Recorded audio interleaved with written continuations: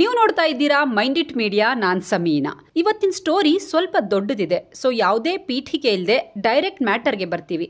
ನಿಮ್ಗಿದು ಯಾವುದೋ crime series ಅನ್ನಿಸಬಹುದು, but ಇದು ನೈಜ ಘಟನೆ.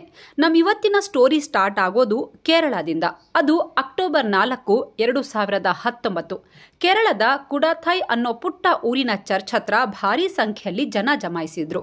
ಪೊಲೀಸರು, ಫೊರೆನ್ಸಿಕ್ ಟೀಮ್, ಡಾಗ್ ಸ್ಕ್ವಾಡ್ ಮತ್ತು ಮೀಡಿಯಾ ಕೂಡ ಬಂದಿತ್ತು. ಮೀಡಿಯಾ ಮುಂದೆನೆ ಸ್ಮಶಾನದಲ್ಲಿದ್ದ ಒಂದು ಸಮಾಧಿಯನ್ನ ಅಗೆಯೋಕೆ ಸ್ಟಾರ್ಟ್ ಮಾಡಿದ್ರು. ಬರೀ ಒಂದೆರಡು ಸಮಾಧಿ ಅಲ್ಲ, ಬರೋಬ್ಬರಿ 6 ಸಮಾಧಿಗಳನ್ನ ಅಗೆಯೋಕೆ ಪರ್ಮಿಷನ್ ತಗೊಂಡ್ ಬಂದಿದ್ರು. ಈ ಎಲ್ಲಾ 6 ಬಾಡಿಗಳು ಊರಿನ ಹೈ ರೆಸ್ಪೆಕ್ಟೆಡ್ ಮತ್ತು ಹೈಲಿ ಎಜುಕೇಟೆಡ್ ಫ್ಯಾಮಿಲಿ ಮೆಂಬರ್ಸ್ ದಾಗಿತ್ತು. ಇವರೆಲ್ಲ 2002ರಿಂದ 2016ರ ನಡುವೆ ಸತ್ತೋಗಿದ್ರು. ಅರೆ, ಇಷ್ಟು ವರ್ಷ ಆದ್ಮೇಲೆ ಈಗ ಯಾಕೆ ಸಮಾಧಿ ಒಡೆದು ಶವ ಹೊರಗಡೆ ತೆಗೆಯೋ ಕೆಲಸ ಮಾಡ್ತಿದ್ದಾರೆ? ಈ ಪೊನ್ನಮಟ್ಟಂ ಫ್ಯಾಮಿಲಿ ಯಾವುದು? ಏನಾಗಿದೆ ಇಲ್ಲಿ? ಇದೆಲ್ಲದರ ಬಗ್ಗೆ ಇವತ್ತಿನ ವಿಡಿಯೋದಲ್ಲಿ ಮಾಹಿತಿ ಕೊಡ್ತೀವಿ. ಕುಡಾಥೈ ಚರ್ಚ್ ಬಳಿ ಸಮಾಧಿಗಳನ್ನ ಒಡೆದು ಶವಗಳನ್ನ ತೆಗೀತಿದ್ದ ಕೆಲಸಕ್ಕೆ ಕೆಲವರು ವಿರೋಧ ವ್ಯಕ್ತಪಡಿಸಿದ್ರು. ಇದು ಅಲ್ಲಿನ ಜನರ ಧಾರ್ಮಿಕ ಭಾವನೆಗಳಿಗೆ ಧಕ್ಕೆ ತಂದಿತ್ತು. ಅಲ್ಲಿ ಸಾಕಷ್ಟು ಸಂಖ್ಯೆಯಲ್ಲಿ ಜನ ಸೇರಿದ್ರು. ಪರಿಸ್ಥಿತಿ ಬಿಗಡಾಯಿಸಬಹುದು ಅಂತ ಗೊತ್ತಿದ್ದ ಪೊಲೀಸರು ಹೆಚ್ಚಿನ ಸಂಖ್ಯೆಯಲ್ಲಿ ಫೋರ್ಸ್ ಡಿಪ್ಲಾಯ್ ಮಾಡಿದ್ರು. ಇಲ್ಲಿ ಪೊಲೀಸರು ಸುಖಾಸುಮ್ಮನೆ ಸಮಾಧಿ ಅಗಿತಾ ಇರಲಿಲ್ಲ. ಪೊನ್ನಮಟ್ಟಂ ಫ್ಯಾಮಿಲಿಯ ಒಬ್ಬ ಸದಸ್ಯ ಈ ಸಾವುಗಳ ಬಗ್ಗೆ ಅನುಮಾನ ವ್ಯಕ್ತಪಡಿಸಿ ಕೋರ್ಟ್ ಮೊರೆ ಹೋಗಿದ್ರು. ಸೊ ಕೋರ್ಟ್ ಆದೇಶದಂತೆ ಪೊಲೀಸರು ಈ ಕೆಲಸ ಮಾಡ್ತಿದ್ರು. ತನ್ನ ಕುಟುಂಬಸ್ಥರು ಯಾರೂ ಸಹಜವಾಗಿ ಸಾವನ್ನಪ್ಪಿಲ್ಲ, ಯಾರೋ ಕೊಲೆ ಮಾಡಿರಬಹುದು ಅಂತ ಈತ ಅನುಮಾನ ವ್ಯಕ್ತಪಡಿಸಿದ್ದ. ಈತನ ಆರೋಪಕ್ಕೆ ಪುಷ್ಟಿ ನೀಡಿದ್ದು ಸತ್ತ 6 ಜನರ ಪೈಕಿ ಒಬ್ಬನ ಪೋಸ್ಟ್ ಮಾರ್ಟಮ್ ಮಾಡಿದಾಗ ಅವನು ಸೈನೈಡ್ ಸೇವಿಸಿದ್ರಿಂದಾಗಿ ಸಾವನ್ನಪ್ಪಿದ್ದಾನೆ ಅಂತ ರಿಪೋರ್ಟ್ ಬಂದಿತ್ತು. ಹೀಗಾಗಿ ಪೊಲೀಸರು ಮೊದಲು ಫ್ಯಾಮಿಲಿ ಮೆಂಬರ್ಸ್ ಮೇಲೆ ಅನುಮಾನ ಪಟ್ಟಿದ್ರು. ಸೊ ಪೊನ್ನಮಟ್ಟಂ ಫ್ಯಾಮಿಲಿಯ ಸೊಸೆ ಜಾಲಿ ಜೋಸೆಫ್ನ ವಿಚಾರಣೆ ಮಾಡ್ತಾರೆ. ಜಾಲಿ ಜೋಸೆಫ್ ತುಂಬಾ ಓದಿರೋಳು, ಮಕ್ಕಳಿಗೆ ಪಾಠ ಮಾಡೋಳು. ಕೇರಳದ ರೆಪ್ಯೂಟೆಡ್ NIT ಕಾಲೇಜಲ್ಲಿ ಪ್ರೊಫೆಸರ್ ಆಗಿದ್ಲು. ಹಾಗೆ ಅವಳು 2 ಮಕ್ಕಳ ತಾಯಿ. ಯಾವಾಗ ಪೊಲೀಸರು ಸೊಸೆಯನ್ನ ಅರೆಸ್ಟ್ ಮಾಡಿಕೊಂಡು ಕರ್ಕೊಂಡು ಹೋದ್ರೋ ಎಲ್ರಿಗೂ ಶಾಕ್ ಆಗಿತ್ತು. ಎಲ್ಲರನ್ನ ಕಾಡ್ತಿದ್ದ ಪ್ರಶ್ನೆ ಅಂದ್ರೆ, ನಿಜವಾಗಿಯೂ ಈ 14 ವರ್ಷದಲ್ಲಿ ಆಗಿರುವ 6 ಜನರ ಸಾವಲ್ಲಿ ಜಾಲಿ ಜೋಸೆಫ್ ಪಾತ್ರ ಇದೆಯಾ ಅನ್ನೋದು, ಮತ್ತು ಮನೆ ಸದಸ್ಯ ಇಷ್ಟು ಲೇಟ್ ಆಗಿ ಏನಕ್ಕೆ ಕಂಪ್ಲೇಂಟ್ ರಿಜಿಸ್ಟರ್ ಮಾಡಿಸಿದ ಅನ್ನೋದು. ಈ ಪ್ರಶ್ನೆಗಳಿಗೆ ಉತ್ತರ ಕೊಡೋಕು ಮೊದಲು ಕುಡಾಥೈನ ಪೊನ್ನಮಟ್ಟಂ ಕುಟುಂಬದಲ್ಲಿ ಯಾರೆಲ್ಲ ಇದ್ರು ಅಂತ ಶಾರ್ಟ್ ಆಗಿ ಹೇಳ್ಬಿಡ್ತೀವಿ ನೋಡಿ. ಈ ಕುಟುಂಬದ ಯಜಮಾನಿ ಅಂದ್ರೆ ಅಣ್ಣಮ್ಮ ಥಾಮಸ್. ಇವರು ಸ್ಕೂಲ್ ಟೀಚರ್ ಆಗಿದ್ರು. ಇವರ ಗಂಡ ಟಾಮ್ ಥಾಮಸ್. ಇವರು ಎಜುಕೇಶನ್ ಡಿಪಾರ್ಟ್ಮೆಂಟ್ ನಲ್ಲಿದ್ರು. ಇವರಿಗೆ 3 ಜನ ಮಕ್ಕಳು. ದೊಡ್ಡವನು ರಾಯ್ ಥಾಮಸ್, ಮತ್ತೊಬ್ಬ ರೋಜೋ ಥಾಮಸ್ ಮತ್ತು ಮಗಳು ರೇಂಜಿ ಥಾಮಸ್. ಮೊದಲೇ ಕೇರಳದವರು, ಎಜುಕೇಶನ್ ಅಲ್ಲಿ ಸದಾ ಮುಂದು. ಹಾಗೆ ಟಾಮ್ ಥಾಮಸ್ ಫ್ಯಾಮಿಲಿಯಲ್ಲೂ ಮಕ್ಕಳ ಎಜುಕೇಶನ್ಗೆ ತುಂಬಾ ಮಹತ್ವ ಕೊಟ್ಟಿದ್ರು. ದೊಡ್ಡ ಮಗ ರಾಯ್ ಥಾಮಸ್ ತಂದೆ ತಾಯಿ ಜೊತೆ ಕೇರಳದಲ್ಲೇ ಇರ್ತಿದ್ದ. ಇವನ ಪತ್ನಿಯೇ ಅರೆಸ್ಟ್ ಆಗಿರೋ ಜಾಲಿ ಜೋಸೆಫ್. ರಾಯ್ ಒಂದು ಫ್ಯಾಮಿಲಿ ಪಾರ್ಟಿಯಲ್ಲಿ ಜಾಲಿ ಜೋಸೆಫ್ನ ಮೀಟ್ ಮಾಡಿದ್ದ. ಈ ಜಾಲಿ ರಾಯ್ನ ಚಿಕ್ಕಪ್ಪನ ಕಸಿನ್ ಆಗಿದ್ಲು. ಹೀಗಾಗಿ ಇಬ್ರು ರಿಲೇಟಿವ್ಸ್ ಕೂಡ ಆಗಿದ್ರು. ಇಲ್ಲಿಂದಾನೆ ರಾಯ್ ಮತ್ತು ಜಾಲಿ ಮಧ್ಯೆ ಫ್ರೆಂಡ್ಶಿಪ್ ಬೆಳೆಯುತ್ತೆ. ಹೋಗ್ತಾ ಹೋಗ್ತಾ ಇಬ್ರು ತುಂಬಾ ಕ್ಲೋಸ್ ಆಗ್ತಾರೆ. ಇನ್ನು ಈ ಜಾಲಿ ಜೋಸೆಫ್ಳದ್ದು ರೈತ ಕುಟುಂಬ, ರಾಯ್ದು ಹೈಲಿ ಎಜುಕೇಟೆಡ್ ಫ್ಯಾಮಿಲಿ. ಇಬ್ಬರ ಮಧ್ಯೆ ಸ್ಟೇಟಸ್ ವಿಚಾರವಾಗಿ ತುಂಬಾ ಡಿಫ್ರೆನ್ಸ್ ಇತ್ತು. ಹೀಗಾಗಿ ರಾಯ್ ತಂದೆಗೆ ಈ ಸಂಬಂಧ ಇಷ್ಟ ಇರಲಿಲ್ಲ. ನಮ್ಮ ಫ್ಯಾಮಿಲಿಗೆ ಆ ಹುಡುಗಿ ಬೇಡ ಅಂತ ಹೇಳಿಬಿಟ್ಟಿದ್ರು. ಬಟ್ ಲವ್ ಅಲ್ಲಿ ಬಿದ್ದಿರೋ ಹೃದಯ ಕೇಳಬೇಕಲ್ವಾ? ರಾಯ್ ಅಂತೂ ಜಾಲಿ ವಿಚಾರದಲ್ಲಿ ತುಂಬಾ ಸೀರಿಯಸ್ ಇದ್ದ. ತನ್ನ ಪ್ರೀತಿಯನ್ನ ಬಿಡೋಕೆ ಆತ ತಯಾರಿರಲಿಲ್ಲ. ಅದಕ್ಕೆ ಒಂದಿನ ತನ್ನ ತಂದೆ ಟಾಮ್ ಜೊತೆ ಮಾತಾಡ್ತಾನೆ. ಡ್ಯಾಡಿ, ಜಾಲಿಯದ್ದು ರೈತ ಕುಟುಂಬ, ಆದ್ರೆ ಏನಂತೆ, ಅವಳು ತುಂಬಾ ಓದ್ಕೊಂಡಿದ್ದಾಳೆ, ಪೋಸ್ಟ್ ಗ್ರಾಜ್ಯುಯೇಷನ್ ಮಾಡಿದ್ದಾಳೆ ಅಂತ ಸಮಾಧಾನವಾಗಿ ತಂದೆಗೆ ಹೇಳ್ತಾನೆ. ಇವನ ಮಾತಿಗೆ ಹೌದಾ, ಹಾಗಿದ್ರೆ ಪರವಾಗಿಲ್ಲ ಅಂತ ರಾಯ್ ತಂದೆ ಟಾಮ್ ಜಾಲಿಯನ್ನ ತನ್ನ ಮನೆ ಸೊಸೆ ಮಾಡ್ಕೊಳ್ಳೋಕೆ ಒಪ್ಕೋತಾರೆ. ಅದು 1997. ರಾಯ್ ಮತ್ತು ಜಾಲಿ ಮದುವೆ ಆಗುತ್ತೆ. ಮದುವೆ ಆದ ನಂತರ ಜಾಲಿ ಕುಟುಂಬದಲ್ಲಿ ಎಲ್ಲರ ಮನಸ್ಸು ಗೆದ್ದಿದ್ಲು. ಸ್ವಲ್ಪ ಟೈಮಲ್ಲೇ ಎಲ್ಲರ ಫೇವ್ರೇಟ್ ಆಗೋಗಿದ್ಲು. ಅಕ್ಕಪಕ್ಕದ ಮನೆಯವರ ಜೊತೆನೂ ತುಂಬಾ ಬೆರ್ತ್ ಹೋಗಿದ್ಲು. ಹಾಗೆ ಜಾಲಿ ದೇವರನ್ನ ತುಂಬಾ ನಂಬ್ತಾ ಇದ್ಲು. ಅದಕ್ಕೆ ಪ್ರತಿದಿನ ಚರ್ಚ್ಗೆ ಹೋಗ್ತಿದ್ಲು. ಫೈನಾನ್ಷಿಯಲಿ ರಾಯ್ ಫ್ಯಾಮಿಲಿ ತುಂಬಾ ಸ್ಥಿತಿವಂತರಾಗಿದ್ರು. ಹಾಗಾಗಿ ಸಮಾಜ ಸೇವೆ ಕೂಡ ಮಾಡ್ತಿದ್ಲು. ಮದುವೆ ಆದ್ಮೇಲೆ ಜಾಲಿ ಹೆಚ್ಚು ಸಮಯ ಮನೆಯಲ್ಲೇ ಇರ್ತಿದ್ಲು. ಒಂದಿನ ಅತ್ತೆ ಅಣ್ಣಮ್ಮ, ಇಷ್ಟೊಂದು ಓದಿದ್ಯಾ, ಯಾಕೆ ಸುಮ್ಮನೆ ಮನೆಯಲ್ಲಿರ್ತೀಯಾ, ಹೊರಗಡೆ ಹೋಗಿ ನೀನು ಏನಾದ್ರೂ ಕೆಲಸ ಮಾಡು ಅಂತ ಹೇಳ್ತಾರೆ. ಮೊದ್ಲಿಗೆ ಜಾಲಿ ಈ ಮಾತಿಗೆ ಕಿವಿ ಸಡಿಲ ಮಾಡ್ತಾಳೆ. ಯಾಕಂದ್ರೆ ಜಾಲಿಗೆ ಹೊರಗಡೆ ಹೋಗಿ ಕೆಲಸ ಮಾಡೋಕೆ ಇಷ್ಟ ಇರಲಿಲ್ಲ. ಮನೆಯಲ್ಲಿತ್ಕೊಂಡು ಅಡಿಗೆ, ಗಂಡ, ಮಕ್ಕಳನ್ನ ನೋಡ್ಕೊಂಡು ಖುಷಿಯಿಂದ ಸಂಸಾರ ಮಾಡ್ಕೊಂಡು ಹೋಗೋಣ ಅಂದ್ಕೊಂಡಿದ್ಲು. ಆದ್ರೆ ಬೆಳಗ್ಗೆ ಆದ್ರೆ ಸಾಕು ಅತ್ತೆ ಅಣ್ಣಮ್ಮ, ಮಗಳೇ ನೀನು ಕೆಲಸಕ್ಕೆ ಹೋಗು, ಮನೆಯಲ್ಲಿರಬೇಡ ಅಂತ ಪ್ರೆಷರ್ ಹಾಕ್ತಾನೆ ಇದ್ರು. ಇದು ಜಾಲಿಗೆ ಇರಿಟೇಟ್ ಆಗ್ತಿತ್ತು. ಇದೇ ವಿಚಾರಕ್ಕೆ ಮನೆಯಲ್ಲಿ ಕಿರಿಕ್ ಸ್ಟಾರ್ಟ್ ಆಗಿತ್ತು. ಅದು 2002. ಏನೋ ರಜೆ ಇದ್ದುದ್ರಿಂದ ಫ್ಯಾಮಿಲಿ ಮೆಂಬರ್ಸ್ ಎಲ್ಲ ಮನೆಯಲ್ಲೇ ಇದ್ರು. ಮೋಜು ಮಸ್ತಿ ಮಾಡಿಕೊಂಡು ಟೈಮ್ ಪಾಸ್ ಮಾಡ್ತಿದ್ರು. ಎಲ್ಲರೂ ಹಾಲ್ನಲ್ಲಿ ಮಾತಾಡ್ತಾ ಕೂತಿದ್ರು. ಬಟ್ ಮನೆ ಯಜಮಾನಿ ಅಣ್ಣಮ್ಮ ಎಲ್ಲೂ ಕಾಣ್ತಿರ್ಲಿಲ್ಲ. ಆಗ ರಾಯ್ನ ತಂಗಿ ರೇಂಜಿ ಥಾಮಸ್ ಅಮ್ಮ ಎಲ್ಲಿ ಅಂತ ಹುಡುಕ್ತಾಳೆ. ಹಾಗೆ ಅಮ್ಮನ ರೂಮ್ಗೆ ಹೋಗಿ ಅಮ್ಮ ಅಂತ ಒಂದ್ಸಾರಿ ಕರೀತಾಳೆ. ಎರಡನೇ ಸಾರಿ ಕರೆಯೋ ಅಷ್ಟರಲ್ಲಿ ರೇಂಜಿ ವಾಯ್ಸ್ ಗಂಟ್ಲಲ್ಲೇ ಸ್ಟಕ್ ಆಗಿತ್ತು. ತನ್ನೆಲ್ಲ ಫೋರ್ಸ್ ಬಳಸಿ ಒಮ್ಮೆಲೆ ಜೋರಾಗಿ ಕಿರುಚ್ತಾಳೆ. ಅಮ್ಮ ಬಿದ್ದೋಗಿದ್ದಾರೆ, ಬೇಗ ಬನ್ನಿ ಅಂತಾಳೆ. ಎಲ್ಲರೂ ಅಣ್ಣಮ್ಮ ರೂಮಿಗೆ ಓಡ್ತಾರೆ. ಈ ವೇಳೆ ಅಣ್ಣಮ್ಮ ಮುಖ ಫುಲ್ ಕೆಂಪಗಾಗಿತ್ತು. ಒಂಥರ ಉಸಿರುಗಟ್ಟಿದ ಥರ ಅಣ್ಣಮ್ಮಗೆ ಫೀಲ್ ಆಗ್ತಿತ್ತು. ಅಣ್ಣಮ್ಮ ಅವರನ್ನ ಕರ್ಕೊಂಡು ತಕ್ಷಣ ಹಾಸ್ಪಿಟಲ್ಗೆ ಓಡ್ತಾರೆ. ಆದರೆ ಕರ್ಕೊಂಡು ಹೋದ 5 ನಿಮಿಷದಲ್ಲಿ ಅವರು ಸತ್ತೋಗ್ತಾರೆ. ಅಣ್ಣಮ್ಮಗೆ ವಯಸ್ಸಾಗಿದ್ರಿಂದ ವಯೋಸಹಜ ಅನೇಕ ಕಾಯಿಲೆಗಳೂ ಇದ್ವು. ಹೀಗಾಗಿ ಡಾಕ್ಟರ್ಸ್ ಸ್ಟ್ರೋಕ್ನಿಂದಾಗಿ ಅಣ್ಣಮ್ಮ ಸತ್ತೋಗಿದ್ದಾರೆ ಅಂತಾರೆ. ಇದನ್ನ ಕೇಳಿ ಫ್ಯಾಮಿಲಿಯವರಿಗೆ ನಂಬೋಕೆ ಆಗಲ್ಲ. ಎಲ್ಲರೂ ಶಾಕ್ ಅಲ್ಲಿದ್ರು. ಬಟ್ ಏನ್ ಮಾಡೋಕ್ಕಾಗುತ್ತೆ? ಮನೆಗೆ ಕರ್ಕೊಂಡು ಹೋಗಿ ವಿಧಿವಿಧಾನದಂತೆ ಅಂತ್ಯಕ್ರಿಯೆ ಮಾಡಿ ಮುಗಿಸ್ತಾರೆ. ಅತ್ತೆ ಸತ್ ಮೇಲೆ ಜಾಲಿ ತುಂಬಾ ಚೇಂಜ್ ಆಗಿದ್ಲು. ಮನೆ ಎಲ್ಲಾ ಜವಾಬ್ದಾರಿ ತಾನೇ ತಗೋಬಿಟ್ಟಿದ್ಲು. ಹೀಗಿರುವಾಗ್ಲೇ ಒಂದು ಮಾತು ಜಾಲಿ ತಲೆಗೆ ಹೊಕ್ಕಿತ್ತು. ಅದೇನಂದ್ರೆ, ಸಮಾಜದಲ್ಲಿ ರೆಸ್ಪೆಕ್ಟ್ ಬೇಕು ಅಂದ್ರೆ ಏನಾದ್ರೊಂದು ಕೆಲಸ ಮಾಡ್ಲೇಬೇಕು, ಹೊರಗಡೆ ಹೋಗಿ ತಾನು ದುಡಿಬೇಕು ಅಂತ ಡಿಸೈಡ್ ಮಾಡ್ತಾಳೆ. ನೋಡಿ, ಅತ್ತೆ ಬದುಕಿದ್ದಾಗ ಈ ಮಾತು ಹೇಳ್ತಿದ್ಲು. ಆಗ ಇವಳಿಗೆ ಇರಿಟೇಟ್ ಆಗ್ತಿತ್ತು. ಬಟ್ ಈಗ ಸ್ವತಃ ಜಾಲಿಗೆ ಸತ್ಯದ ಅರಿವಾಗಿತ್ತು. ಸರಿ ಅಂತ ಟೀಚರ್ ಕೆಲಸಕ್ಕೆ ಸೇರ್ಕೊಳ್ತಾಳೆ. NIT ಕ್ಯಾಲಿಕಟ್ನಲ್ಲಿ ಆಸ್ ಅ ಗೆಸ್ಟ್ ಲೆಕ್ಚರರ್ ಕೆಲಸ ಸಿಗುತ್ತೆ. ತಿಂಗಳಿಗೆ 40,000 ಸಂಬಳ ಕೂಡ ಫಿಕ್ಸ್ ಆಗಿತ್ತು. ಇನ್ನು ಹೊರಗಡೆ ಹೋಗಿ ಕೆಲಸ ಮಾಡೋ ಜೊತೆಗೆ ಮನೆ ಜವಾಬ್ದಾರಿಯನ್ನು ವಹಿಸಿಕೊಂಡಿದ್ರಿಂದ ಸಹಜವಾಗಿಯೇ ಕುಟುಂಬದಲ್ಲಿ ರೆಸ್ಪೆಕ್ಟ್ ಸ್ವಲ್ಪ ಜಾಸ್ತಿನೇ ಸಿಕ್ತಿತ್ತು. ಹೀಗೆ ಲೈಫ್ ಸಾಕ್ತಿರುವಾಗಲೇ ಸೀನ್ಗೆ ಒಂದು ಹೊಸ ಕ್ಯಾರೆಕ್ಟರ್ ಎಂಟ್ರಿ ಆಗುತ್ತೆ. ಅದು MS ಮ್ಯಾಥ್ಯೂ, ಅಣ್ಣಮ್ಮನ ಅಕ್ಕನ ಮಗ. ಈತ ಆಗಾಗ್ಗೆ ಜಾಲಿ ಮನೆಗೆ ಬರೋಕೆ ಸ್ಟಾರ್ಟ್ ಮಾಡ್ತಾನೆ. ಮ್ಯಾಥ್ಯೂ ಒಂದು ಜ್ಯೂಲ್ರಿ ಅಂಗಡಿಯಲ್ಲಿ ಸೇಲ್ಸ್ ಮ್ಯಾನ್ ಆಗಿದ್ದ. ಅದೇಗೋ ಏನೋ ಜಾಲಿಗೂ ಇವನಿಗೂ ಸಖ್ಯ ಬೆಳೆದಿತ್ತು. ಇಬ್ರು ಸ್ವಲ್ಪ ಜಾಸ್ತಿನೇ ಕ್ಲೋಸ್ ಆಗಿದ್ರು. ಇತ್ತೀಚೆಗೆ ಮನೆಗೆ ಬರೋದು ಕೂಡ ಜಾಸ್ತಿನೇ ಆಗಿತ್ತು. ಇವರಿಬ್ಬರ ಕ್ಲೋಸ್ನೆಸ್ ಗಮನಿಸಿದ ಮಾವ ಟಾಮ್ಗೆ ಅನುಮಾನ ಸ್ಟಾರ್ಟ್ ಆಗಿತ್ತು. ತಡ್ಕೊಳ್ಳೋಕೆ ಆಗದೆ ಒಂದ್ಸರಿ, ನೋಡು ಜಾಲಿ, ನೀನು ಮಾಡ್ತಿರೋದು ಸರಿ ಇಲ್ಲ. ನೀನು ಅವನ ಜೊತೆ ಮಾತಾಡೋದು, ಹೆಚ್ಚೆಚ್ಚು ಮೀಟ್ ಮಾಡೋದು ಇದೆಲ್ಲ ಸರಿ ಕಾಣ್ತಿಲ್ಲ ಅಂತ ಎಷ್ಟೋ ಸಲ ಜಾಲಿಗೆ ವಾರ್ನ್ ಮಾಡ್ತಾರೆ. ಮಾವನ ಮಾತಿಗೆ ಸರಿ ಅಂತ ಒಪ್ಕೊಂಡ ಜಾಲಿ ಮನೆ ಹೊರಗೆ ತನ್ನ ಕುಚ್ ಮುಂದುವರಿಸ್ತಾಳೆ. ಕದ್ದು ಮುಚ್ಚಿ ಮ್ಯಾಥ್ಯೂ ಮತ್ತು ಜಾಲಿ ಮೀಟ್ ಮಾಡ್ತಿರ್ತಾರೆ. ಅದು 2008. ಟಾಮ್ಗೆ ವಯಸ್ಸಾಗಿದ್ರಿಂದ ಅವರು ಎನರ್ಜಿಗೆ ಅಂತ ಒಂದು ಮಶ್ರೂಮ್ ಟ್ಯಾಬ್ಲೆಟ್ ತಿಂತಾ ಇದ್ರು. ರಾತ್ರಿ ಊಟ ಮಾಡಿದ್ಮೇಲೆ ಎಂದಿನಂತೆ ಜಾಲಿ ಮಾವನಿಗೆ ಆ ಕ್ಯಾಪ್ಸೂಲ್ ಕೊಡ್ತಾ ಇದ್ಲು. ಬಟ್ ಅವತ್ತು ಊಟ ಆಗಿ ಟ್ಯಾಬ್ಲೆಟ್ ತಿಂದ್ಮೇಲೆ ಯಾಕೋ ಟಾಮ್ಗೆ ಒಂಥರ ಕಸಿವಿಸಿ ಆಗಿತ್ತು. ಅನ್ಕಂಫರ್ಟಬಲ್ ಫೀಲ್ ಆಗ್ತಿದೆ ಅಂತ ಹೇಳ್ತಾರೆ. ವಾಂತಿ ಮಾಡೋಕೆ ಅಂತ ವಾಶ್ ಬೇಸಿನ್ ಹತ್ರ ಹೋದಾಗ ಆಯತಪ್ಪಿ ಅಲ್ಲೇ ಬಿದ್ದೋಗ್ತಾರೆ. ಇದನ್ನ ನೋಡಿದ ಜಾಲಿ ತಕ್ಷಣ ಅಕ್ಕಪಕ್ಕದವರ ಹೆಲ್ಪ್ ತಗೊಂಡು ಮಾವನನ್ನ ಹಾಸ್ಪಿಟಲ್ಗೆ ಕರ್ಕೊಂಡು ಹೋಗ್ತಾಳೆ. ಆದ್ರೆ ಆಸ್ಪತ್ರೆಗೆ ಕರ್ಕೊಂಡು ಹೋದ ಸ್ವಲ್ಪ ಹೊತ್ತಲ್ಲೇ ಟಾಮ್ ಸತ್ತೋಗ್ತಾರೆ. ಈ ಕೇಸ್ನಲ್ಲೂ ಡಾಕ್ಟರ್ ಹಾರ್ಟ್ ಅಟ್ಯಾಕ್ ಆಗಿದ್ರಿಂದ ಸಾವಾಗಿದೆ ಅಂತ ಡಿಕ್ಲೇರ್ ಮಾಡ್ತಾರೆ. ಯಾರ ಮೈಂಡಲ್ಲೂ ಪೋಸ್ಟ್ ಮಾರ್ಟಮ್ ಮಾಡಿಸೋ ಯೋಚನೆನೇ ಬರಲ್ಲ. ಅಣ್ಣಮ್ಮ ಸತ್ತು 6 ವರ್ಷದ ನಂತರ ಟಾಮ್ ಕೂಡ ಸಾವನ್ನಪ್ಪಿದ್ರು. ಮಾವನ ಸಾವಿನ ಬಳಿಕ ಮಾಮೂಲಿಯಂತೆ ಜಾಲಿ ಮನೆ ಕೆಲಸ, ಹೊರಗಡೆ ಕೆಲಸ ಅಂತ ಬ್ಯುಸಿ ಆಗ್ತಾಳೆ. ಬಾಕಿ ಎಲ್ಲರೂ ತಮ್ಮ ತಮ್ಮ ಕೆಲಸದಲ್ಲಿ ಬ್ಯುಸಿ ಆಗ್ತಾರೆ. ಅದು 2010. ಟಾಮ್ ಸತ್ತು 2 ವರ್ಷ ಆಗಿತ್ತು. ಇತ್ತ ರಾಯ್ ಮಾಡ್ತಿದ್ದ ಬಿಸ್ನೆಸ್ ಲಾಸ್ ಅಲ್ಲಿತ್ತು. ಅದಕ್ಕೆ ಪ್ರಾಪರ್ಟಿ ಆದ್ರೂ ಅಡ ಇಟ್ಟು ಸ್ವಲ್ಪ ಸಾಲ ತಗೊಳ್ಳೋಣ ಅಂದ್ಕೊಂಡು ಬೀರೂನಲ್ಲಿದ್ದ ಪ್ರಾಪರ್ಟಿ ಪೇಪರನ್ನ ರಾಯ್ ತೆಗಿತಾನೆ. ರಾಯ್ನ ತಮ್ಮ ರೋಜೋ ಮತ್ತು ತಂಗಿ ರೆಂಜಿ ಹತ್ರ ಈ ಬಗ್ಗೆ ಡಿಸ್ಕಸ್ ಮಾಡೋಕೆ ಮುಂದಾಗ್ತಾರೆ. ಸರಿ ಕೊಡು, ಪೇಪರ್ನ ಒಮ್ಮೆ ನೋಡೋಣ ಅಂತ ರೋಜೋ ಕೈಗೆ ತಗೊಳ್ತಾನೆ. ಸಹಜ ಕುತೂಹಲದಿಂದ ರೆಂಜಿ ಕೂಡ ನೋಡ್ತಾಳೆ. ಬಟ್ ಪೇಪರ್ ನೋಡಿದ ಇಬ್ಬರಿಗೂ ಶಾಕ್ ಆಗಿತ್ತು. ಯಾಕಂದ್ರೆ ಅಪ್ಪ ಅಮ್ಮ ತಮ್ಮೆಲ್ಲಾ ಪ್ರಾಪರ್ಟಿಯನ್ನ ದೊಡ್ಡ ಮಗ ರಾಯ್ ಮತ್ತು ಸೊಸೆ ಜಾಲಿ ಹೆಸರಿಗೆ ವಿಲ್ ಮಾಡಿದ್ರು. ಇದು ಹೇಗೆ ಸಾಧ್ಯ? ಅಪ್ಪ ಅಮ್ಮ ನಮಗೆ ಬಿಡಿಗಾಸು ಕೊಟ್ಟಿಲ್ವಲ್ಲ. ಅಟ್ಲೀಸ್ಟ್ ಈ ಬಗ್ಗೆ ಸಾಯೋ ಮೊದಲು ನಮ್ಮ ಹತ್ರ ಹೇಳಬೇಕಿತ್ತಲ್ವಾ, ಅಪ್ಪ ಅಮ್ಮ ಯಾಕೆ ಹೀಗೆ ಮಾಡಿದ್ರು ಅಂತ ರೋಜೋ ಮತ್ತು ರೇಂಜಿ ಬೇಜಾರು ಮಾಡ್ಕೋತಾರೆ. ಅದೇ ಬೇಜಾರಲ್ಲಿ ಮಗಳು ರೇಂಜಿ ಪೇಪರನ್ನು ಮತ್ತೊಮ್ಮೆ ನೀಟಾಗಿ ಅಬ್ಸರ್ವ್ ಮಾಡ್ತಾಳೆ.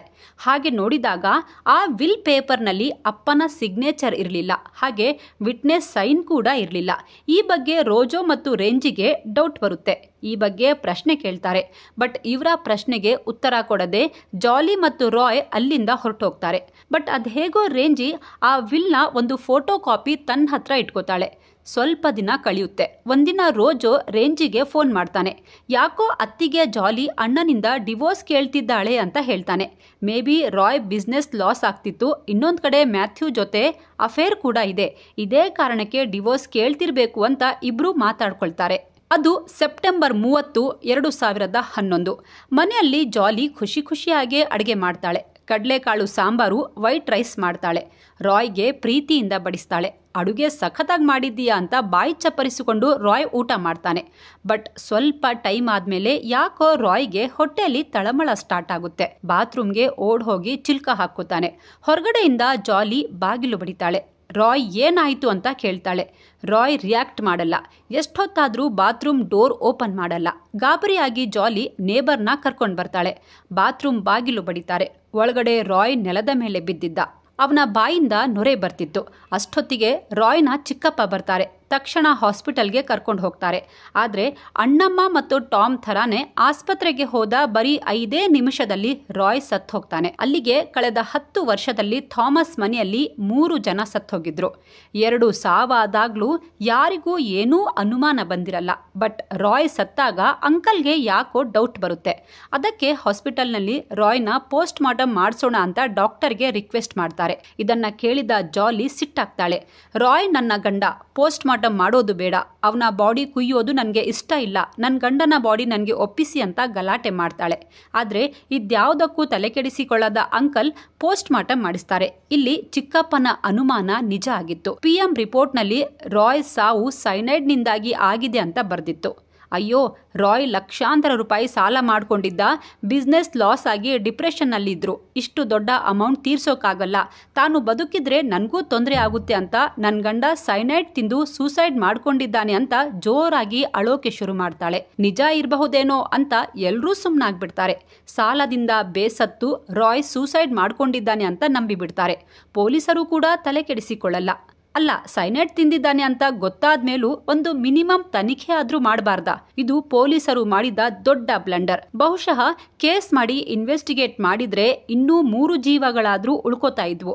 ಪಾಪ ಇವರೆಲ್ಲರ ಬೇಜವಾಬ್ದಾರಿಯಿಂದಾಗಿ ಪೊನ್ನಟ್ಟಂ ಫ್ಯಾಮಿಲಿಯ ಮತ್ತೆ 3 ಬಲಿಯಾಗಿದ್ರು. ಅದು 2012. ರಾಯ್ ಸತ್ತು 1 ವರ್ಷ ಆಗೋದ್ರೊಳಗೆ ಜಾಲಿ ಈ ಮನೆ ನನ್ಗೆ ಸೇರ್ಬೇಕು ಅಂತ ತಕರಾರು ತೆಗೆದಿದ್ಲು. ರೋಜೋ ಮತ್ತು ರೇಂಜಿ ಮುಂದೆ ಜಾಲಿ ಹೊಸ ಪ್ರಾಪರ್ಟಿ ಡಾಕ್ಯುಮೆಂಟ್ಸ್ ಇಡ್ತಾಳೆ. ಆ ಡಾಕ್ಯುಮೆಂಟ್ಸ್ ನಲ್ಲಿ ಮಾವನ ಸಿಗ್ನೇಚರ್ ಮತ್ತು ಸಾಕ್ಷ್ಯಗಳ ಸೈನ್ ಕೂಡ ಇತ್ತು. ಅರೆ, ಅವತ್ತು ತೋರಿಸಿದ ಪೇಪರ್ ಇದಲ್ವಲ್ಲ, ಈ ಪೇಪರ್ ಹೇಗ್ ಬಂತು ಅಂತ ಅಣ್ಣ ತಂಗಿ ಮಾತಾಡ್ಕೋತಾರೆ. ತಕ್ಷಣ ತಮ್ಮ ರಿಲೇಟಿವ್ಸ್ ನ ಕರೆದು 2 ಡಾಕ್ಯುಮೆಂಟ್ ಗಳನ್ನ ಅವರಿಗೆ ತೋರಿಸ್ತಾರೆ. ಆಗ ಜಾಲಿ ಹತ್ರ ಇರೋದು ಡೂಪ್ಲಿಕೇಟ್ ಕಾಪಿ ಅನ್ನೋದು ಕನ್ಫರ್ಮ್ ಆಗಿತ್ತು. ಇನ್ನೂ ಸುಮ್ಮನಿದ್ರೆ ಸರಿಯಾಗಲ್ಲ ಅಂತ ರೋಜೋ ಮತ್ತು ರೇಂಜಿ 2023 ಜನವರಿಯಲ್ಲಿ ಸ್ಥಳೀಯ ಪಂಚಾಯತ್ ಆಫೀಸ್ಗೆ ಹೋಗಿ ಜಾಲಿ ಹೆಸರಲ್ಲಿದ್ದ ಓನರ್ಶಿಪ್ ಡೀಡ್ ಕ್ಯಾನ್ಸಲ್ ಮಾಡಿಸ್ಬಿಡ್ತಾರೆ. ಇಷ್ಟು ಮಾಡಿ ಸುಮ್ಮನಾಗದೆ ಇವಳ ಮೇಲೆ ಫೋರ್ಜರಿ ಕೇಸ್ ಹಾಕಬಹುದಿತ್ತು. ಬಟ್ ಜಾಲಿ ಜೈಲಿಗೆ ಹೋದ್ರೆ ಮಕ್ಕಳಿಗೆ ಯಾರ್ ಗತಿ, ಮಕ್ಕಳನ್ನ ಯಾರ್ ನೋಡ್ಕೋತಾರೆ ಅಂದ್ಕೊಂಡು ಇವಳನ್ನ ಕ್ಷಮಿಸಿ ಬಿಡ್ತಾರೆ. ಬಟ್ ನನ್ನ ಮಗ ಮ್ಯಾಥ್ಯೂನಿಂದ ದೂರ ಇರುವಂತ ಅಂಕಲ್ ವಾರ್ನಿಂಗ್ ಕೊಡ್ತಾರೆ. ಬಟ್ ನೋಡಿ, ರಾಯ್ ಸತ್ತಾಗ ಇದೇ ಅಂಕಲ್ ಡೌಟ್ ಪಟ್ಟಿದ್ದು. PM ರಿಪೋರ್ಟ್ನಲ್ಲಿ ವಿಷದಿಂದ ಸತ್ತಿದ್ದಾನೆ ಅನ್ನೋದು ಗೊತ್ತಾದ ಮೇಲೂ ಅಂಕಲ್ ಜಾಲಿ ಜೊತೆಗೆ ಸಂಬಂಧ ಮುರ್ಕೊಂಡಿರ್ಲಿಲ್ಲ. ಈ ತಪ್ಪೆ ಮುಂದೆ ಅಂಕಲ್ನ ಜೀವ ತೆಗೆದುಬಿಟ್ಟಿತ್ತು. ಅದು ಮೇ 1, 2014. ರೇಂಜಿಗೆ ಒಂದು ಫೋನ್ ಬರುತ್ತೆ. ಫೋನಲ್ಲಿ ಜಾಲಿ ಜೋರಾಗಿ ಅಳ್ತಾ ಅಂಕಲ್ ಸತ್ತೋದ್ರು, ನಾನು ಹಾಸ್ಪಿಟಲ್ನಿಂದ ಮಾತಾಡ್ತಾ ಇದ್ದೀನಿ ಅಂತಾಳೆ. 2 ಗಂಟೆ ಮುಂಚೆ ರೇಂಜಿ ಅಂಕಲ್ ಜೊತೆ ಮಾತಾಡಿದ್ಲು. ಆದ್ರೆ ಈಗ ನೋಡಿದ್ರೆ ಅತ್ತಿಗೆ ಹಿಂಗ್ ಹೇಳ್ತಾ ಇದ್ದಾಳಲ್ಲ ಅಂತ ಆಸ್ಪತ್ರೆಗೆ ಹೋಗ್ತಾಳೆ. ಅಂಕಲ್ ಹಾರ್ಟ್ ಅಟ್ಯಾಕ್ ನಿಂದ ಸತ್ತಿದ್ದಾರೆ ಅಂತ ಡಾಕ್ಟರ್ ಹೇಳ್ತಾರೆ. ಅಲ್ಲಿಗೆ ಥಾಮಸ್ ಫ್ಯಾಮಿಲಿಯಲ್ಲಿ 4 ಸಾವಾಗಿತ್ತು. ಆಶ್ಚರ್ಯ ಅಂದ್ರೆ ಈಗ್ಲೂ ಕೂಡ ಯಾರು ಪೋಸ್ಟ್ ಮಾರ್ಟಮ್ ಮಾಡಿಸಿ ಅಂತ ಡಿಮ್ಯಾಂಡ್ ಮಾಡಲ್ಲ. ಸ್ವಲ್ಪ ದಿನ ಕಳೆಯುತ್ತೆ. ಈ ನಡುವೆ ಈ ಜಾಲಿಗೆ ಮತ್ತೊಬ್ಬ ಇಷ್ಟ ಆಗ್ತಾನೆ. ಅವನ ಹೆಸರು ಶಾಜು. ಈ ಶಾಜು ರಾಯ್ನ ಚಿಕ್ಕಪ್ಪನ ಮಗ. ಶಾಜುಗೆ ಮದುವೆ ಆಗಿ 2 ಮಕ್ಕಳಿದ್ರು. ಅದು 2014. ಯಾರ್ದೋ ಮನೆಯಲ್ಲಿ ಫಂಕ್ಷನ್ಗೆ ಹೋದಾಗ ಶಾಜು ಮಗಳು ಆಲ್ಪೈನ್ ಸೀರಿಯಸ್ ಆಗ್ಬಿಡ್ತಾಳೆ. ಎಲ್ರು ಅನ್ನದಾಗುಳು ಏನಾದ್ರೂ ಸಿಕ್ಕಾಕೊಂಡಿದ್ಯೇನೋ ಅಂದ್ಕೊಂಡು ಅವಳನ್ನ ಬೇಗ ಹಾಸ್ಪಿಟಲ್ಗೆ ಕರ್ಕೊಂಡು ಹೋಗ್ತಾರೆ. ಆದ್ರೆ ಆ ಪುಟಾಣಿ ಕಂದಮ್ಮ ಜೀವ ಚೆಲ್ಲಿ ಬಿಡುತ್ತೆ. ಎಂಥ ವಿಚಿತ್ರ ಫ್ಯಾಮಿಲಿ ಅಂದ್ರೆ ಇಲ್ಲೂ ಯಾರು ಪೋಸ್ಟ್ ಮಾರ್ಟಮ್ ಮಾಡ್ಸಲ್ಲ. ಮಗಳು ಸತ್ ಮೇಲೆ ತಾಯಿ ಸಿಲಿ ಡಿಪ್ರೆಷನ್ಗೆ ಹೋಗ್ಬಿಡ್ತಾಳೆ. ಈ ಮಧ್ಯೆ ಶಾಜು ಹೆಂಡತಿ ಸಿಲಿ ಜಾಲಿ ಜೊತೆನೂ ಕ್ಲೋಸ್ ಆಗ್ಬಿಡ್ತಾಳೆ. ಅದು ಜನವರಿ 11, 2016. ಅದೊಂದು ದಿನ ಸಿಲ್ಲಿ ಮತ್ತು ಶಾಜು ಜೊತೆ ಜಾಲಿ ಒಂದು ಡೆಂಟಲ್ ಕ್ಲಿನಿಕ್ಗೆ ಹೋಗ್ತಾಳೆ. ಅವ್ರ ಜೊತೆನೆ ಲಾಬಿಯಲ್ಲಿ ವೇಟ್ ಮಾಡ್ತಿರ್ತಾಳೆ. ಸ್ವಲ್ಪ ಹೊತ್ತಿನ ನಂತರ ಸಿರಿಗೆ ಪ್ಯಾನಿಕ್ ಅಟ್ಯಾಕ್ ಆಗುತ್ತೆ. ಕೈ ಕಾಲೆಲ್ಲ ಸೆಟೆದು ಹೋಗುತ್ತೆ. ಬೇರೆ ಆಸ್ಪತ್ರೆಗೆ ಕರ್ಕೊಂಡು ಹೋಗೋಷ್ಟರಲ್ಲಿ ಅವಳು ಸತ್ತು ಹೋಗ್ತಾಳೆ. ಡಾಕ್ಟರ್ಸ್ ಪೋಸ್ಟ್ ಮಾರ್ಟಮ್ ಮಾಡಿಸಿ ಅಂತಾರೆ. ಅದಕ್ಕೆ ಶಾಜು ಬೇಡ, ನಮ್ ಕಮ್ಯುನಿಟಿಯಲ್ಲಿ ಹೀಗೆಲ್ಲ ಮಾಡಲ್ಲ ಅಂದ್ಬಿಡ್ತಾನೆ. ಸಿರಿಯ ಅಂತಿಮ ವಿಧಿವಿಧಾನದ ಅರೇಂಜ್ಮೆಂಟ್ ಎಲ್ಲ ಜಾಲಿನೇ ನೋಡ್ಕೋತಾಳೆ. ಬಟ್ ಜಾಲಿ ಮುಖದಲ್ಲಿ ಕಿಂಚಿತ್ತೂ ನೋವಿರಲ್ಲ. ಇದನ್ನ ರೇಂಜಿ ನೋಟ್ ಮಾಡ್ತಾಳೆ. ನಮ್ ಫ್ಯಾಮಿಲಿಯಲ್ಲಿ ಆಗ್ತಿರುವ ಸಾವುಗಳ ಹಿಂದೆ ಜಾಲಿ ಅತ್ತಿಗೆ ಕೈವಾಡ ಇರಬಹುದು ಅಂತ ಅನುಮಾನ ಬರುತ್ತೆ. ಬಟ್ ಇದನ್ನ ಸಾಬೀತು ಪಡಿಸೋಕೆ ಅವಳ ಹತ್ರ ಯಾವುದೇ ಸಾಕ್ಷ್ಯ ಇರಲಿಲ್ಲ. ಅದು 2017. ಸಿರಿ ಸಾವನ್ನಪ್ಪಿ 1 ವರ್ಷ ಆಗಿತ್ತಷ್ಟೇ. ಜಾಲಿ ಮತ್ತೆ ಶಾಜು ಮದುವೆ ಮಾಡ್ಕೋತಾರೆ. ಮತ್ತೊಂದ್ ಕಡೆ ರೇಂಜಿ ಅನುಮಾನ ಜಾಸ್ತಿ ಆಗ್ತಾ ಹೋಗಿತ್ತು. ವಿಚಾರ ರೋಜೋಗೂ ಹೇಳ್ತಾಳೆ. ಇಬ್ರು ರಾಯ್ನ ಪೋಸ್ಟ್ ಮಾರ್ಟಮ್ ರಿಪೋರ್ಟ್ ತೆಗೆದು ನೋಡ್ತಾರೆ. PM ರಿಪೋರ್ಟ್ ನಲ್ಲಿ ಟೈಮ್ ಆಫ್ ಡೆತ್ ರಾತ್ರಿ 11:20 ಅಂತ ಇತ್ತು. ರಿಪೋರ್ಟ್ಸ್ ಪ್ರಕಾರ ರಾಯ್ ರಾತ್ರಿ ಊಟ ಮಾಡಿದ್ದು ಡೈಜೆಸ್ಟೇ ಆಗಿರ್ಲಿಲ್ಲ. ಆದ್ರೆ ಆ ದಿನ ಆಸ್ಪತ್ರೆಯಲ್ಲಿ ಜಾಲಿ ರಾಯ್ ಏನು ಊಟ ಮಾಡಿರ್ಲಿಲ್ಲ, ಮಧ್ಯಾಹ್ನ ಅಷ್ಟೇ ಊಟ ಮಾಡಿದ್ದ ಅಂತ ಹೇಳಿದ್ಲು. ಹಾಗಾದ್ರೆ ಜಾಲಿ ಸುಳ್ಳು ಹೇಳಿದ್ಲಾ? ಬಹುಶಃ ಇವಳೇ ರಾತ್ರಿ ರಾಯ್ಗೆ ಡಿನ್ನರ್ನಲ್ಲಿ ವಿಷ ಹಾಕಿರ್ಬೇಕು ಅಂತ ರೇಂಜಿಗೆ ಕನ್ಫರ್ಮ್ ಆಗಿತ್ತು. ತಡ ಮಾಡದೆ ರೇಂಜಿ ಪೊಲೀಸ್ ಸ್ಟೇಷನ್ಗೆ ಹೋಗ್ತಾಳೆ. ತನ್ನೆಲ್ಲ ಅನುಮಾನಗಳನ್ನ ಹೇಳ್ತಾಳೆ. ರಿಪೋರ್ಟ್ಸ್ ತೋರಿಸ್ತಾಳೆ. ಪೊಲೀಸರು ತಕ್ಷಣ ಅಲರ್ಟ್ ಆಗ್ತಾರೆ. 10 ಪೊಲೀಸರ ಒಂದು ಸ್ಪೆಷಲ್ ಟೀಮ್ ರೆಡಿ ಮಾಡ್ತಾರೆ. ಮೊದಲು ಕ್ಯಾಲಿಕಟ್ನ NIT ಕಾಲೇಜ್ಗೆ ಹೋಗ್ತಾರೆ. ಅಲ್ಲಿ ವಿಚಾರಣೆ ಮಾಡಿದಾಗ ಪೊಲೀಸರಿಗೆ ಮತ್ತೊಂದು ಶಾಕ್ ಕಾದಿತ್ತು. ಅಲ್ಲಿ ಜಾಲಿ ಅನ್ನೋರು ಯಾರು ಪ್ರೊಫೆಸರೇ ಇಲ್ಲ ಅನ್ನೋದು ಪೊಲೀಸರಿಗೆ ಗೊತ್ತಾಗಿತ್ತು. ಮತ್ತಷ್ಟು ಇನ್ವೆಸ್ಟಿಗೇಟ್ ಮಾಡಿದಾಗ ಜಾಲಿ ಯಾವ ಡಬಲ್ ಡಿಗ್ರಿನೂ ಮಾಡಿಲ್ಲ, ಓದಿರೋದು ಬರೀ 12th ಅನ್ನೋದು ಗೊತ್ತಾಗಿತ್ತು. ಇತ್ತ ರೇಂಜಿ ಕಂಪ್ಲೇಂಟ್ ಕೊಟ್ಟಿರೋ ವಿಷಯ ಗೊತ್ತಾಗಿ ಜಾಲಿ ಧಮಕಿ ಹಾಕ್ತಾಳೆ. ಆದ್ರೆ ಜಾಲಿಯ ಪಾಪದ ಕೊಡ ತುಂಬಿತ್ತು. ರೇಂಜಿ ಕೋರ್ಟ್ನಿಂದ ಸಮಾಧಿ ಅಗೆದು ಬಾಡಿ ತೆಗೆದು ಪೋಸ್ಟ್ ಮಾರ್ಟಮ್ ಮಾಡೋಕೆ ಪರ್ಮಿಷನ್ ತಗೊಂಡಿದ್ಲು. ಬಟ್ ಇಂಟ್ರೆಸ್ಟಿಂಗ್ ಅಂದ್ರೆ ಪೊಲೀಸರು ಸಮಾಧಿ ಅಗೆಯೋ ವಿಷಯ ಕೇಳಿ ಬಾಕಿ ಫ್ಯಾಮಿಲಿ ಮೆಂಬರ್ಸ್ ರೇಂಜಿ ಮತ್ತು ರೋಜೋ ಎಗೇನ್ಸ್ಟ್ ಆಗ್ಬಿಡ್ತಾರೆ. ನಮ್ ಸಂಪ್ರದಾಯದಲ್ಲಿ ಹೀಗೆ ಮಾಡೋದು ಮಹಾಪಾಪ, ನೀವು ಸೈತಾನ್ಗಳು, ನರಕಕ್ಕೆ ಹೋಗ್ತೀರಾ ಅಂತ ಶಾಪ ಹಾಕ್ತಾರೆ. ಬಟ್ ಇವರ ಮಾತಿಗೆ ಕಿವಿಗೊಡದೆ ಅಣ್ಣ ತಂಗಿ ಏನಾಗುತ್ತೆ ನೋಡೇ ಬಿಡೋಣ ಅಂತ ಹಠ ಹಿಡಿದಿದ್ರು. ಪೊಲೀಸರಿಗೆ ಇಲ್ಲಿ ಇನ್ನೊಂದು ಚಾಲೆಂಜ್ ಎದುರಾಗಿತ್ತು. ಅದೇನಂದ್ರೆ ಇವರೆಲ್ಲಾ ಸತ್ತು ತುಂಬಾ ವರ್ಷಗಳೇ ಆಗೋಗಿದೆ. ಈ ವೇಳೆ ಇವರ ಮೂಳೆಗಳಿಂದ ಕೆಮಿಕಲ್ನ ಟ್ರೇಸಸ್ ಸಿಗುತ್ತೋ ಇಲ್ವೋ ಅನ್ನೋದು ಪಕ್ಕಾ ಇರಲಿಲ್ಲ. ಆದ್ರೂ ಸಮಾಧಿ ಅಗೆದು ಕೆಲವರ ಮೂಳೆಗಳನ್ನ ಅಸ್ಥಿಪಂಜರವನ್ನ ಹೊರ ತೆಗೆದು PMಗೆ ಕಳಿಸ್ತಾರೆ. 6 ಬಾಡಿಗಳ ರಿಪೋರ್ಟ್ ಬರುತ್ತೆ. ಅದರಲ್ಲಿ 4 ಬಾಡಿಗಳಲ್ಲಿ ಸೈನೈಡ್ ಅಂಶ ಇರಲ್ಲ. ಆದ್ರೆ 2 ಬಾಡಿಗಳಲ್ಲಿ ಸೈನೈಡ್ ಪತ್ತೆಯಾಗಿತ್ತು. ರಾಯ್ ಮತ್ತು ಸಿಲ್ಲಿ ಬಾಡಿಯಲ್ಲಿ ಸೈನೈಡ್ ಇತ್ತು. ಅದು 2019. ಇದೆಲ್ಲ ಎವಿಡೆನ್ಸ್ ಆಧಾರದ ಮೇಲೆ ಜಾಲಿಯನ್ನ ಅರೆಸ್ಟ್ ಮಾಡ್ತಾರೆ. ಅವಳ ಮನೆಯಿಂದ ಸೈನೈಡ್ ಬಾಟಲ್ಗಳು ಸಿಕ್ಕಿದ್ವು. ಹಾಗೆ ಜಾಲಿಗೆ ಸೈನೈಡ್ ಸಪ್ಲೈ ಮಾಡಿದ ಆರೋಪದಲ್ಲಿ ಓಲ್ಡ್ ಬಾಯ್ ಫ್ರೆಂಡ್ ಮ್ಯಾಥ್ಯೂನನ್ನು ಅರೆಸ್ಟ್ ಮಾಡ್ತಾರೆ. ಈ ವೇಳೆ ಜಾಲಿ ಹೀಗೆಲ್ಲ ಮಾಡೋಕೆ ಚಾನ್ಸ್ ಇಲ್ಲ, ಇದು ಇವಳ ವಿರುದ್ಧದ ಕುತಂತ್ರ ಅಂತ 2ನೇ ಪತಿ ಶಾಜು ಹೇಳಿದ್ದಾನೆ. ರೇಂಜಿ ಅಣ್ಣನ 2 ಮಕ್ಕಳನ್ನ ಕರ್ಕೊಂಡು ತನ್ನ ಮನೆಗೆ ಹೋಗ್ತಾಳೆ. ಮಾರ್ಚ್ 6, 2023ರಿಂದ ಈ ಕೇಸ್ನ ಟ್ರಯಲ್ ಸ್ಟಾರ್ಟ್ ಆಗಿದೆ. ಇದರಲ್ಲಿ 263 ವಿಟ್ನೆಸ್ ಇದ್ದಾರೆ. ಈ ಕೇಸ್ ಇನ್ನೂ ನಡೀತಾ ಇದೆ. ಸದ್ಯ ಜಾಲಿ ಕೇರಳದ ಕೋಝಿಕೋಡ್ ಜೈಲಲ್ಲಿದ್ದಾಳೆ. ಈಕೆ ಎಷ್ಟು ಕೋಲ್ಡ್ ಬ್ಲಡೆಡ್ ಕ್ರಿಮಿನಲ್ ಅಂದ್ರೆ 6 ಜನರನ್ನ ಕೊಂದಿದ್ದಕ್ಕೆ ನನಗೆ ಯಾವುದೇ ಪಶ್ಚಾತ್ತಾಪ ಇಲ್ಲ ಅಂದಿದ್ದಾಳೆ. ಏನಕ್ಕೆ ಕೊಲೆ ಮಾಡಿದೆ ಅಂತ ಕೇಳಿದ್ರೆ ಏನೋ ಆಗೋಯ್ತು ಅಷ್ಟೇ ಅಂತ ಪೊಲೀಸರಿಗೆ ಉಡಾಫೆ ಉತ್ತರ ಕೊಟ್ಟಿದ್ದಾಳಂತೆ. ಜೊತೆಗೆ ನನ್ನದು ಕ್ರಿಮಿನಲ್ ಮೈಂಡ್, ನಾನು ತುಂಬಾ ನೀಟಾಗಿ ಯಾವುದೇ ವಿಷಯವನ್ನ ಬೇಕಾದ್ರೂ ಮ್ಯಾನಿಪುಲೇಟ್ ಮಾಡ್ತೀನಿ ಅಂದಿದ್ದಾಳಂತೆ. ಬೈಬಲ್ನಲ್ಲಿ ಬರ್ದಿದೆ, ದೇವ್ರು ಎಲ್ಲರನ್ನ ಕ್ಷಮಿಸ್ತಾನೆ ಅಂತ, ಅವನು ನನ್ನನ್ನ ಕ್ಷಮಿಸ್ತಾನೆ ಅಂದಿದ್ದಾಳೆ. ಈ ಕೇಸ್ ನೋಡ್ತಿದ್ರೆ ಹಲವಾರು ಪ್ರಶ್ನೆಗಳೂ ಹೇಳ್ತವೆ. ಬಹಳ ಮುಖ್ಯವಾಗಿ 6 ಕೊಲೆ ಆಗೋವರೆಗೂ ಯಾರಿಗೂ ಈಕೆ ಕ್ರಿಮಿನಲ್ ಆಟಗಳ ಬಗ್ಗೆ ಗೊತ್ತೇ ಆಗ್ಲಿಲ್ವಾ? ಅಸಹಜ ಸಾವು ಅಂತ ಗೊತ್ತಾದ್ಮೇಲೆ ಪೋಸ್ಟ್ ಮಾರ್ಟಮ್ ಯಾಕೆ ಮಾಡಿಸ್ಲಿಲ್ಲ? ರಾಯ್ ಪೋಸ್ಟ್ ಮಾರ್ಟಮ್ ಮಾಡಿದ್ರು ಸೈನೈಡ್ನಿಂದ ಸಾವು ಅಂತ ಗೊತ್ತಾದ ಮೇಲೂ ಯಾಕೆ ಎಲ್ಲರೂ ಸುಮ್ಮನಿದ್ರು? ಈಕೆ ಎಲ್ಲರನ್ನ ಹಿಪ್ನೋಟೈಸ್ ಮಾಡಿದ್ಲಾ? ಈ ಪ್ರಶ್ನೆಗಳಿಗೆ ಯಾರ ಬಳಿಯೂ ಉತ್ತರವಿಲ್ಲ. ಈ ಕೇಸ್ ಬಗ್ಗೆ ನಿಮಗೆ ಏನು ಅನಿಸುತ್ತೆ? ಕಾಮೆಂಟ್ ಮಾಡಿ ತಿಳಿಸಿ.